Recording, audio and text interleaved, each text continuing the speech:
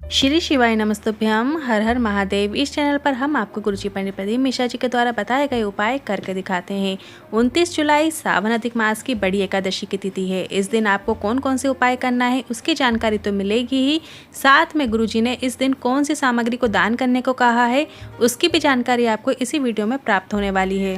तो कल 29 जुलाई सावन अधिक मास एकादशी में आप नौकरी प्राप्ति, अटके हुए कार्य और इंटरव्यू के लिए एक विशेष उपाय कर सकते हैं। साथ ही पितरों को प्रसन्न के लिए कौन सा उपाय किया जाता है जिससे घर में शुभ कार्य हों, मंगल कार्य हों, घर में धन संपदा बढ़ी रहे, उसके लिए किया जाने वाला एक विशेष उपाय है, वो भी हम आपको इसी वीडियो में बताएंगे। और इसके बाद अगर आप किसी नौकरी के लिए प्रयास कर रहे हैं, नौकरी में सफल होना चाहते हैं, साथ ही आपके मन में कोई मनोकामना है जो बहुत लंबे समय से पूरी नहीं हो रही है, उसके लिए किया जाने वाला भी एक विशेष उपाय लेकर आए हैं। साथ ही कल शनिवार का दिन है, तो अकाल मृत्यु को टालने के लिए आपको क्या उपाय करना है उसकी भी जानकारी आपको इसी वीडियो में प्राप्त होने वाली है, इसलिए वीडियो में अंत तक बने रहिएगा ताकि कोई भी इम्पोर्टेंट जानकारी आपसे ना छूटे। तो बढ़ते हैं पहले उपाय की तरफ। यदि आप किसी नौकरी के लिए प्रयास कर रहे हैं और अटका हुआ कोई कार्य है जो आप चाहते हैं कि पूर्ण होना ही चाहिए, यदि आप कल के दिन किसी इंटरव्यू के लिए जा रहे हैं, कोई अटके हुए कार्य के लिए जा रहे हैं, तो आप जाने से पहले आपके घर में गंगा जल तो होगा ही।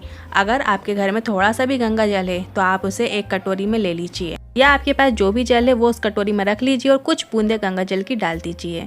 वो कटोरी आपको अपने घर के रसोई घर में रखना है, जहाँ मटका भर के रखते हो, पानी का स्थान है, पीने का पानी का जो भी स्थान आपने बनाया है वहाँ पर आपको उस कटोरी को रख देना है, क्योंकि रसोई घर में जो पीने का स्थान है वो पितरों का स्थान माना जाता है, तो उस कटोरी को आपको रख देना है। इसके बाद एक सिक्का लेना है, आप कोई भी सिक्का ले सकते हैं, 1 का, 2 का, 5 का, जो भी आपके पास हो वो सिक्का आपको कुंदकेश्वर महादेव का नाम लेते हुए उस कटोरी में डाल देना है। के बाद उस जल को नैनों से लगाकर अपने काम के लिए निकल जाना है। जब आप कार्य करके आ जाएं तो उसके बाद जो सिक्का है वो आप मंदिर में दान दक्षिणा में डाल दीजिए, और जो जल है वो आप शंकर भगवान की शिवलिंग पर श्री शिवाय नमस्तुभ्यम बोलते हुए अर्पित कर दीजिए। बस आपको इतना ही करना है। अब बढ़ते हैं दूसरे उपाय की तरफ। ये उपाय पितरों को प्रसन्न करने के लिए किया जाता है। आपको एक कलश में जल लेना है। अभी सावन अधिक मास का महीना चल रहा है तो आप 2 कलश में जल ले लीजिए और आपको शिव मंदिर जाना है। एक के ऊपर एक कलश रखकर आपको शिव मंदिर जाना है। जब आप शिव मंदिर की देहरी तक पहुँच जाएँ तो अपने दोनों हाथों में आपको एक एक कलश ले लेना है। घर में धन संपदा को बढ़ाने के लिए, घर में शुभ कार्य, मंगल कार्य करने के लिए आपको सबसे पहले जल गणेश जी के स्थान पर चढ़ाना है, फिर कार्तिकेय जी के स्थान पर चढ़ाना है, फिर बीच में जो अशोक सुंदरी माता का स्थान है वहाँ पर चढ़ाना है, फिर जो गोलकटी भाग होता है वहाँ पर थोड़ा जल चढ़ाइए, फिर अंत में पूरा जल आपको शंकर भगवान की शिवलिंग पर अर्पित कर देना है। इसके बाद आपको थोड़ा सा जल अपने जल कलश में झेल लेना है और 3 बार ताली बजाना है और 3 बार आपको स्वधा स्वधा स्वधा कहना है, स्मरण करना है। 3 बार जो व्यक्ति स्वधा स्वधा स्वधा एकादशी के दिन स्मरण करता है, पितरों की देवी होती हैं स्वधा, स्वधा का स्मरण किया जाता है तो उसके घर में धन संपदा की कभी कमी नहीं होती है। साथ ही घर में शुभ कार्य होते हैं, मंगल कार्य के लिए 3 बार स्वधा का नाम स्मरण किया जाता है। अब बढ़ते हैं तीसरे उपाय की तरफ। यदि आपकी कोई मनोकामना बहुत लंबे समय से अटकी हुई है, आपका नौकरी, व्यवसाय, आप बहुत प्रयास कर रहे हैं पर आपको उस तरीके से सफलता नहीं मिल पा रही है, तो कल एकादशी के दिन आपको ये उपाय करना है। आपको एक कलश में जल लेना है और उस जल कलश में कुछ बूंदे आपको गंगा जल की ज़रूर डालना है, और साथ ही आपको 7 बेलपत्र लेना है। 7 बेलपत्र आपको ऐसे लेना है जो कहीं से भी खंडित ना हो, पूर्ण हो।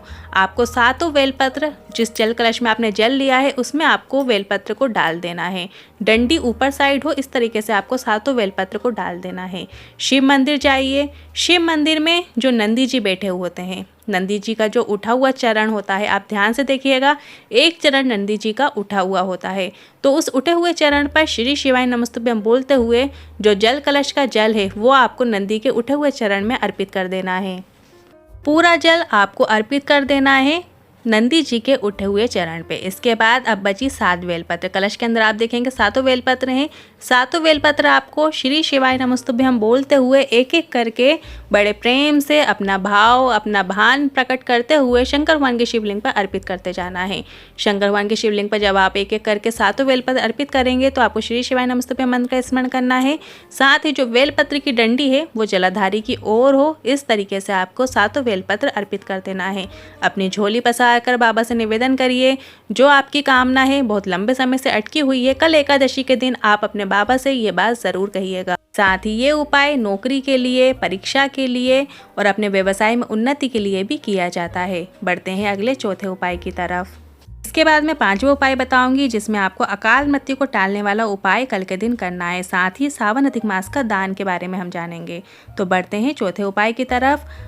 घर में धन संपदा बढ़ाने के लिए, साथ में आपके घर में कभी रोग प्रवेश ना करें, उसके लिए गुरुजी ने 7 तिथियां बताई थी, जिनमें से कल 29 जुलाई एकादशी की तिथि है। तो इस दिन आपको ये उपाय करना है। यदि आपने अभी तक की तिथियों में 5 दीपक प्रज्वलित नहीं किए हैं तो इस एकादशी की तिथि में आपको 5 दीप जरूर प्रज्वलित करना है। आपको 5 दिए, चाहो तो आप आटे के दिए बना सकते हैं या मिट्टी के दिए का प्रयोग कर सकते हैं। उसमें आपको 5 दियों में लंबी बाती का प्रयोग करना है, साथ ही आपको घी का प्रयोग करना है। 5 दिए आपको घी के बनाना है। शाम के समय, प्रदोष काल के समय आपको 5 दिए अपने घर के मंदिर में पहले प्रज्वलित कर लेना है। इसके बाद 5 दिए आपको अपने घर की चौखट पर, देहरी पर लगा देना है, रख देना है। 5 दिए में आपको स्मरण करना है, अपने पितरों का स्मरण करना है, श्री शिवाय नमस्तुभ्यं मंत्र का स्मरण करना है, साथ ही लक्ष्मी नारायण भगवान का भी स्मरण करना है। लक्ष्मी नारायण भगवान का इसलिए स्मरण करना है क्योंकि सावन अधिक मास का महीना चल रहा है, जिसे हम पुरुषोत्तम मास भी कहते हैं। तो लक्ष्मी नारायण का ज़रूर आपको स्मरण करना है। साथ ही शंकर भगवान का स्मरण करना है क्योंकि सावन का महीना चल रहा है। और पितरों का शाम के समय दीपक प्रज्वलित करने से घर में सुख शांति रहती है, मांगलिक कार्य होते हैं।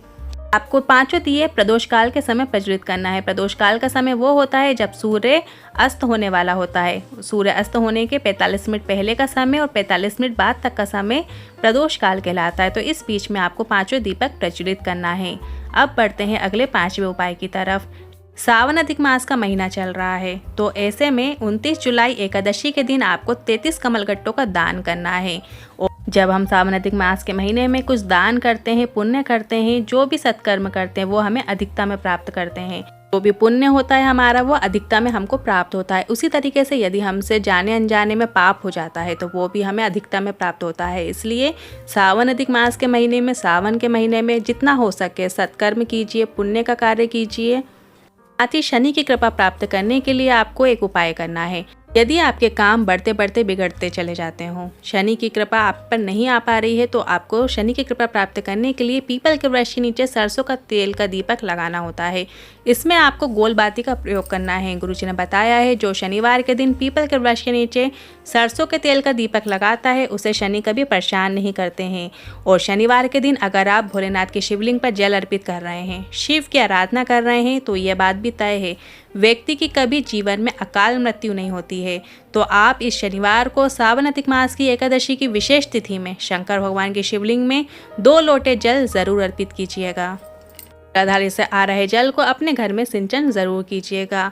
आज के उपायों से लेकर मन में कोई सवाल या क्वेश्चन है तो आप कमेंट बॉक्स के जरिए पूछ सकते हैं। वीडियो थोड़ा भी उपयोगी लगा हो तो वीडियो को लाइक करके कमेंट बॉक्स में हर हर महादेव जरूर टाइप कीजिएगा।